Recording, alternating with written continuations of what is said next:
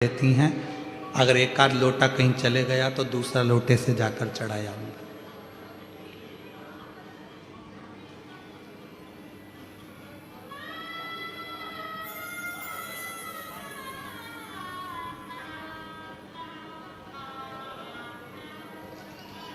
जो पानी का लोटा होता है, पात्र होता है, जिस पात्र से आप रोज शंकर जी के मंदिर में जल चढ़ाती हो ना, अगर एक ही पात्र प्रतिदिन वही पात्र रोज शंकर के मंदिर में जाकर अगर जल चढ़ा रहा है तो वो पात्र भी सिद्ध हो जाता है और तुम्हारा हस्त भी सिद्ध हो जाता है।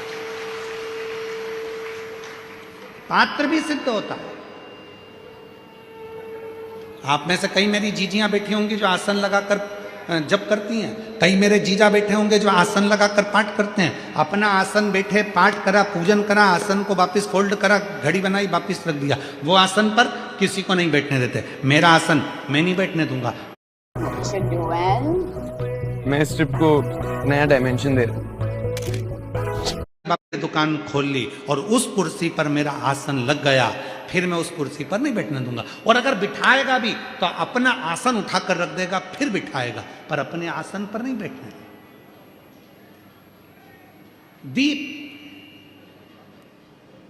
एक कथा यूट्यूब पर डली होगी हमारी, दीप श्री शिव महापुराण की कथा, दीप माली का। कभी मौका मिले तो उसको निकाल कर सुनना, उसमें वर्णन किया था।